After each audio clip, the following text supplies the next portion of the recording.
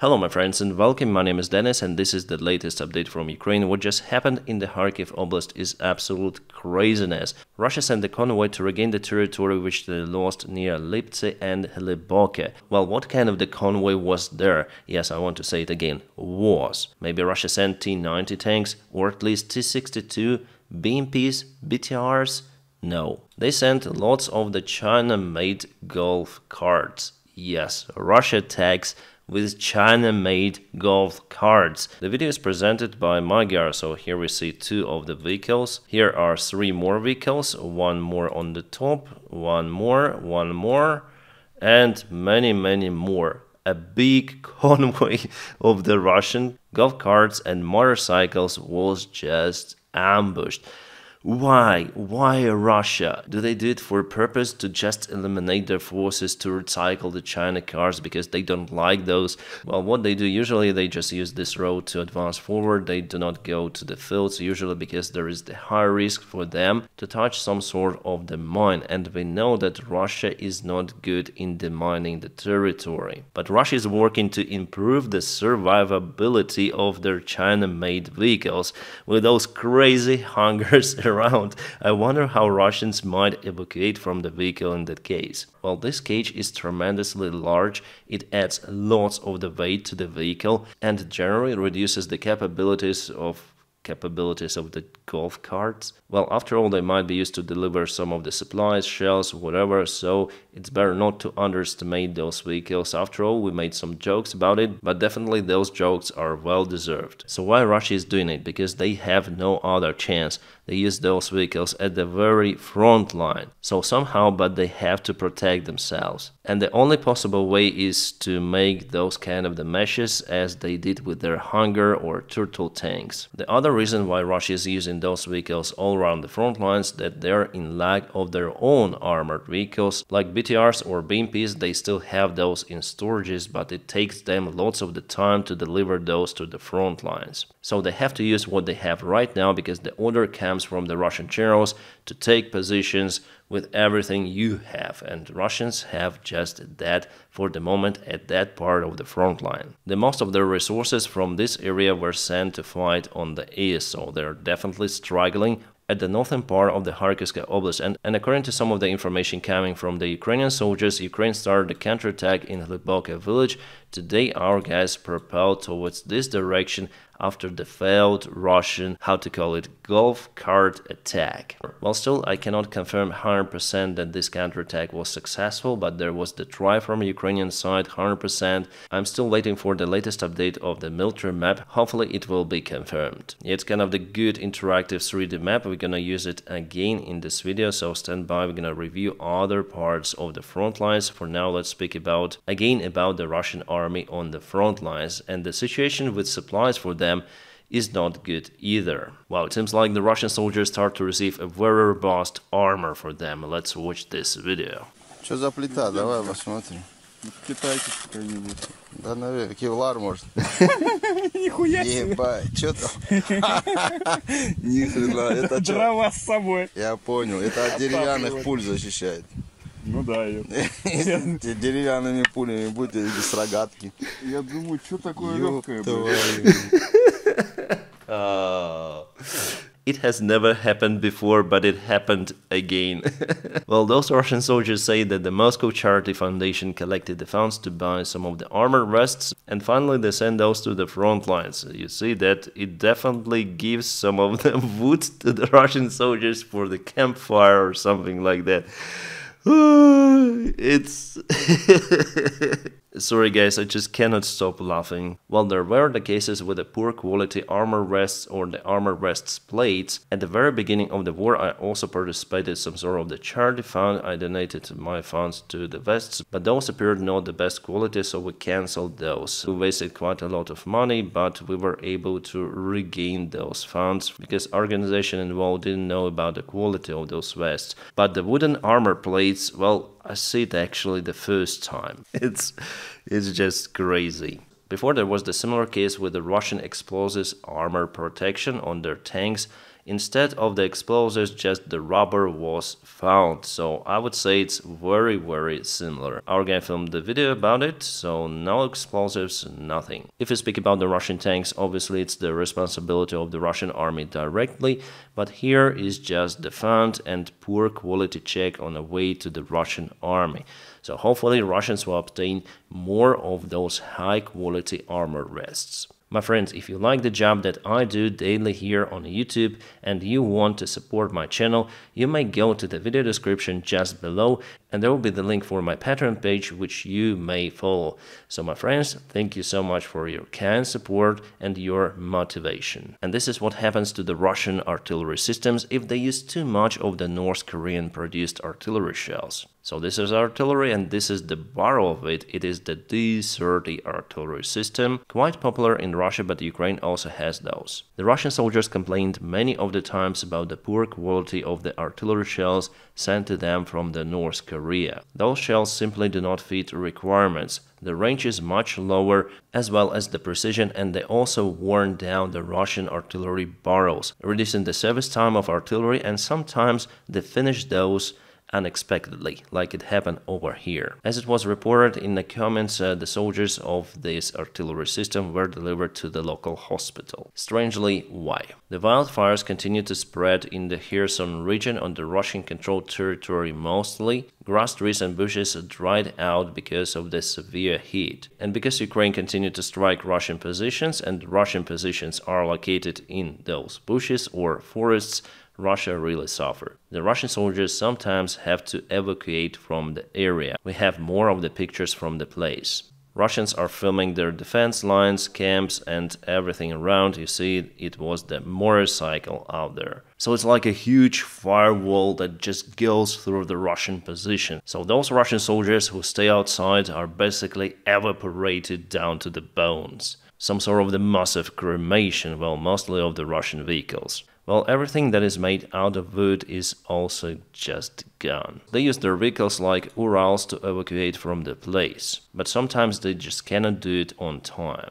Kind of the interesting video. As you can see here from the light, there is the fire on the top. The building just collapsed on the top, trapping the Russian soldiers in the basement. And now the only way for them to get out from the place is to dig to the side and then to the top. Well, with this kind of the tool, it might take them several days to dig out to the freedom. Many more Russian cemeteries were built on the Russian territory, even in remote places like, for example, Kamchatka. Chat, tell me, what's the distance between Kharkiv and Kamchatka in miles and kilometers? The distance between Kharkiv, Ukraine, and Kamchatka, Russia is approximately 4,400 miles, which is about 7,081 kilometers. So what those Russians or other local nationals who live there have to do with Ukraine? Why they went there and why they are now underground in Kamchatka, delivered in the coffins. Russians do not tell about their losses, but we see that more and more cemeteries were built even in remote areas. It is just one of the tiny villages of Kamchatka, and they have lots of the fresh graves with the Russian flags. Also, Russia made some of the drone defense meshes for their boats. Could it potentially protect them? Well, I don't think so, because the shrapnel still goes to hit the infantry on board. More and more Ukrainian FPV drones are used to target the Russian surveillance drones, like for example this Zala Russian drone was hit. Zala drone is very effective, I would say the most effective Russian surveillance drone. They use those for the distance up to 100 miles, it's quite a lot. Plus, it is very hard to detect those drones in the skies. I would say that the FPV drone is the cheapest way to get rid of the Russian surveillance drones, but at the same time it's very difficult to achieve this successful result. You need to have absolutely great piloting skills flying the FPV drones. And again, Russia is using the combination of the surveillance drones plus the ballistic missiles Iskanders. With this video, they claim that they hit Patriot system or NASAMS, but Ukrainian military officials has already reported that those were decoys. And maybe it was like that because this launcher clearly was in active condition, which is unusual for those kind of the Patriots if they just stay somewhere. So Russia definitely targeted those decoys. For now, I'm gonna believe the official information of Ukrainian army that those were indeed decoys, because those were shown even before that Ukraine got the Patriot system decoys, quite detailed ones by the way, so it's very hard to identify whether it's real or not. I think that they know what they're speaking about, and we don't see this large, huge kaboom with rocket fuel burning, like you saw for example yesterday. Then Russia really targeted the Ukrainian S-300 air defense system. Miraculously, Ukraine continued to strike the Russian oil refinery facilities plus oil storages. One more drone attack happened last night, and just during this daytime Russia managed to get rid of the local fire in this oil storage. And we have the fresh satellite image, so there are around 7 of the tanks which were kaputted by Ukrainian side, so maybe 1 or 2 are still okay out there. But in general we might say that this Russian oil facility ceased its existence. I wonder if there was also the refinery facility, because the last night it was really the massive strike from Ukrainian side. Russians reported many of the strikes in Rostov Oblast and also in Yeysk airfield, but we don't have any sort of the confirmation coming from that one of whether Ukraine was able to hit something. About Crimea, well, it seems like there were no any ground targets hit during the yesterday's strike. So it's almost daily exchange of the attacks. Russia strikes Ukrainian infrastructure and Ukraine aims some of the oil facilities and the Russian military bases. Alright, and finally we have received the latest update from the deep state military map. It just came out and I was right. Ukraine moved a little in Hliboke, liberating this street and part of the village, so yesterday and today. It means I have the reliable data from our guys on the front lines. China sent its forces to Belarus for the military exercise. I think there will be also the Russian army presented, and maybe it's the new step of the escalation and shows that China is really supportive to the Russian-Belarus union. Just recently Belarus provoked Ukrainian army, saying that Ukraine gathers military forces near the Belarus border, so Belarus sent their forces to the south, and now China sends their military units and lots of the infantry for the common drills. Well, China will not take part in any sort of the escalations, but by sending their forces they show the solidarity with Russia and Belarus. I personally consider the communist China as our enemy, and this war in general is kind of profitable for China after all, because Russia does its aggression against the Western countries, democratic countries, and democracy is totally opposite to the ideology of the CCP, Chinese Communist Party. And they also obtain kind of the cheap resources from Russia, so this war indeed is very, very profitable for China after all. Also, they might test some of the military solutions to use them after all in the attempt to get Taiwan under control. A newly elected UK Prime Minister Starmer already made his statement about the security and about Ukraine. Let's listen to it. For me to be absolutely clear that the first duty of my government is security and defence, to make clear our unshakable support of NATO, and of course to reiterate, as I did to President Zelensky yesterday, the support that we will have in this country and with our allies towards Ukraine. So there will be no change in UK policy towards Ukraine. Britain is very supportive, so it's absolutely great. Alright, now let's turn to speak about the United States politics. Joe Biden gave the short interview to the ABC News. Well, it seems like Democrats understood that they need to show energy Biden elsewhere, but this interview again showed that Biden is basically tired of everything with his mumbling voice of the guy. It's sometimes hard to understand the United States president without any subtitles. There were some of the rumors that Biden got cold just before debate with Trump, but you know, the next day he was quite well with his voice, speaking on his rallies where definitely he was energetic. And let's watch what Biden answered to kind of the tricky questions from interviewer about his condition.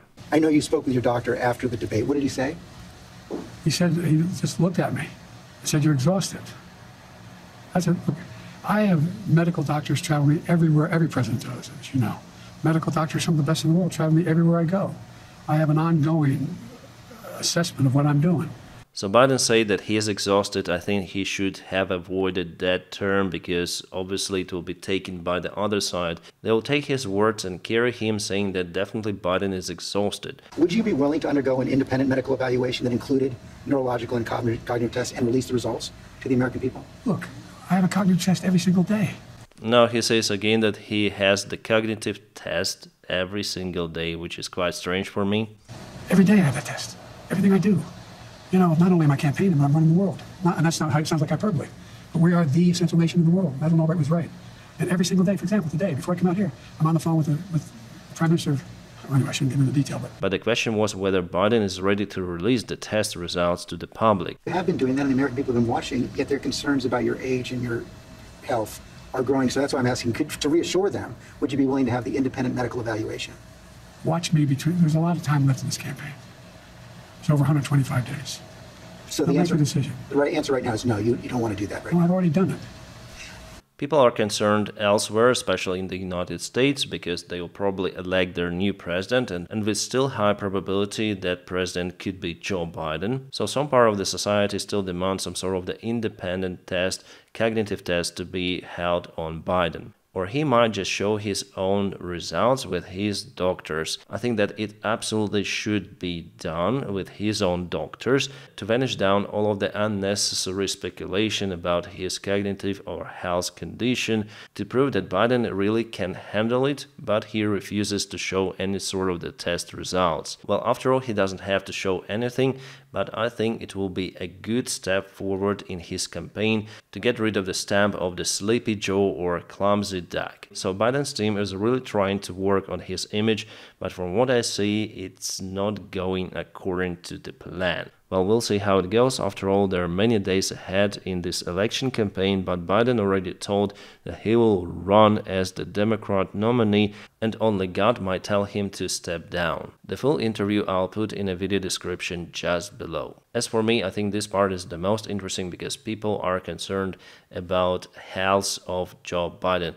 Not even about his age, but about his general behavior and whether he can handle it. And as I told you already before, I think it's too late to replace Biden with other candidate from Democratic Party, but I think that if they had returned back for the primaries, they would certainly choose the other candidate. But after all, the latest polls show that President Biden narrows the gap in swing states between him and Donald Trump. So maybe with some time Biden might receive more votes compared to Donald Trump. But for now, after debate, Trump is leading the polls, which is not good for Ukraine, as I mentioned to you before in my videos. Guys, I do not support both of the candidates in this election campaign, but I think that with Donald Trump it will be very hard for Ukraine to fight for its lands, because Donald Trump might seize the military support of Ukraine. At least we heard that rhetorics from his team, so I would vote for Biden after all. Of course, if I was American, because now at least Ukraine has some turned support from the United States and from other allies,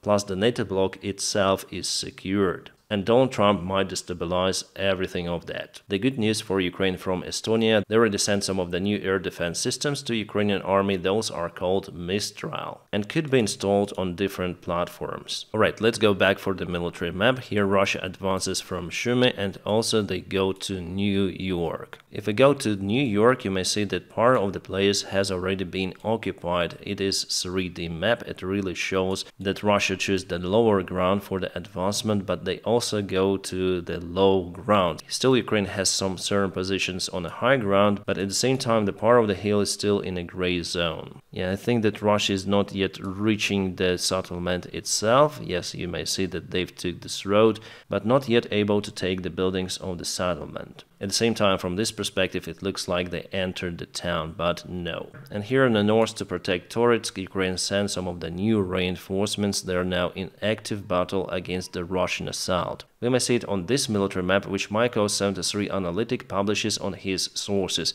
Definitely Russia took some more ground, but Ukraine has some of the reinforcements with counterattack. And there are the losses of the vehicles from both of the sides. Also, the active battle continues on the south of the settlement of Pivnichne, which actually goes absolutely non-stop to Toretsk. We may say that it's one big settlement after all. I wonder if Ukraine still has enough resources and forces to stop the Russian offensive. Maybe it has. And what also concerns me that Russia has the new offensive vector towards Pyshane, so it was yesterday and it is today. What can I say, they moved quite a lot for almost 3.5 kilometers. Their idea is to advance to this lake, to cut the Ukrainian group into two parts. By the way, there is also Kupiansk nearby. And we also see how Russia expands in their most successful direction in Ocheretine. So today they advanced towards this side, moving to the local lake.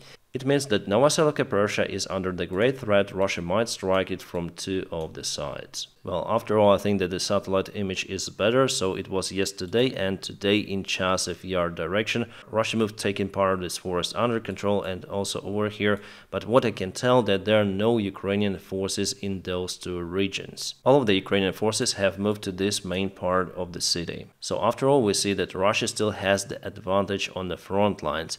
They are unable to attack with their massive force as it was in 2022, but they are scrolling little by little, taking the ground from Ukraine. Unfortunately, this year Ukraine will defend itself only. There is no place for big successful counterattacks. Ukraine simply doesn't have the resources for that. So Russia uses this time and also a huge delay for the military support of Ukraine, which is still not yet fully arrived. So because Russia is able to take the ground here and there, Putin still thinks that he may demand something from Ukraine, but it's absolute nonsense. Ukraine will obtain everything to stop the Russian attacks. I'm sure about it, and it will happen very soon. About the Russian general Tolinski, there is still no information coming from the Russian side or from Ukrainian side. He's just missing somewhere, but maybe he's even alive, because there was similar information about Gerasimov, the general commander of the Russian army. He hadn't been responding for around 1 month, but later on appeared in some of the media and we understood that he's alive. The same might happen to this guy, but here we have the information from the Russian military bloggers that the command center with General Tolinski was hit by HIMARS, so the outcome for now is unknown. But I will obviously update you if I hear something about the case. Well, yesterday there was the massive Ukrainian drone strike on one of the Russian command centers in Nova Kakhovka, the occupied territory of Ukraine. Russia lost the communication center and some of the other equipment. All of those images fully are available on my Telegram channel, my friends, and you may find it in the video description just below. Please subscribe for my Telegram, it is absolutely for free, and there me together with my admins are publishing constantly the news about Ukraine, and sometimes not only about Ukraine. Alright guys, and now please don't forget to press your huge like to this video. By doing so, you help me a lot, and as usual, I wish you all a peaceful sky wherever you are, and have a great time.